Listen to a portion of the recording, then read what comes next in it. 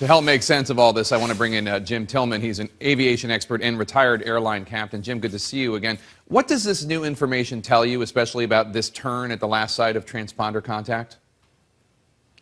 Well, I'm troubled by the lack of more complete information.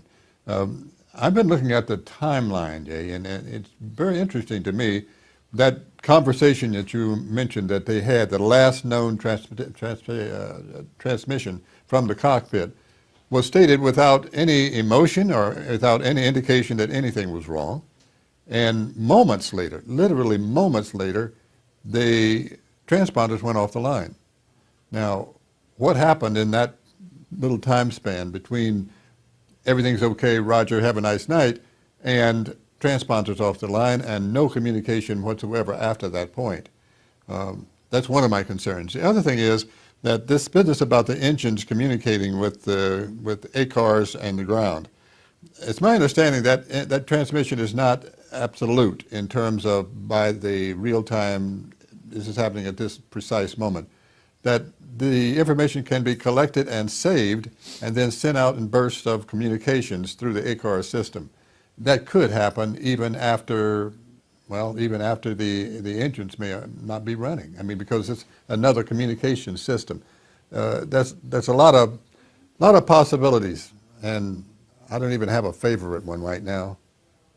Jim, is there a reason why pilots are even able to flip off transponders? I don't really fully understand why that's an option. It seems to me the plane's in the air, the transponder should automatically be on.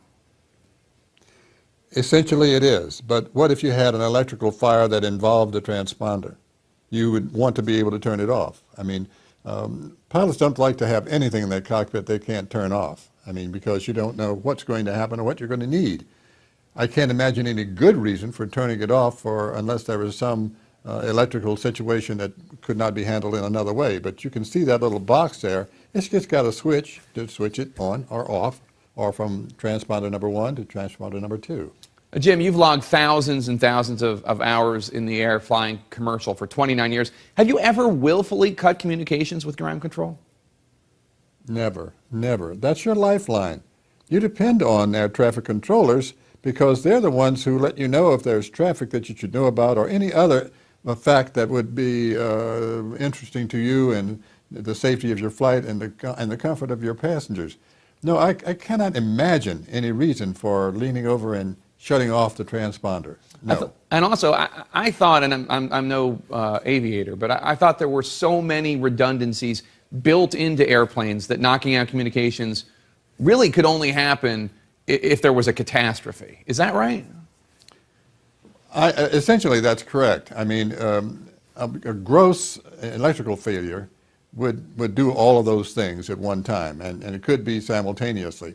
A fire in the, as they call it, the E&E compartment, which is electrical and all compartment, which is generally somewhere in the vicinity of the cockpit itself.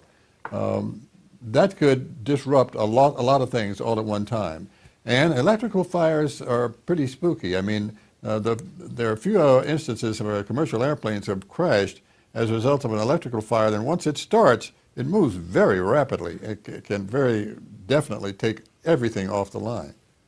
We had the former chief of staff of the Federal Aviation Administration on the show yesterday, and he said one possibility that hasn't really been pursued by investigators as much as he thought could be pursued is that the idea that the plane could be on land somewhere as opposed to in the ocean. Is that more possible than people think? It's very possible, and being on land someplace could mean one of two things. It crashed on land, and with all that jungle-type terrain out there in the geography, it could hide underneath the canopy of trees. The other possibility of it landing someplace is that they intentionally flew that airplane someplace where they knew it could land and landed there and probably had no more damage.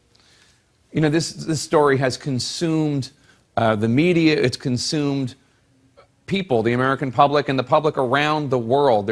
They're speculating, they're talking about what might have happened. We all can identify with the fear since most people fly. Do pilots do this too? When you guys talk, men and women pilots? Is this consuming your discussions these days? Well, I don't know if I want to use the term consuming, but you can rest assured there's conversation about the pet theory that this person has and the other person has, and they really should be looking here and they really should be looking there. Pilots are an interesting group. We've got sometimes more ego than we've got airplane. So we do like to give our opinions here and there, and we will argue with anybody about aviation. All right.